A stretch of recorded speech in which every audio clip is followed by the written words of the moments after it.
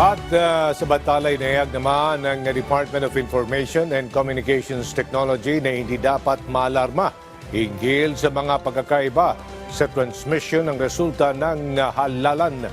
Ayon sa DICT, agad na ipinasuri nila ni Secretary Henry Aguda sa kanilang Cybersecurity Bureau kasama ang COMELEC at iba pang ahensya ng gobyerno ang naturang report.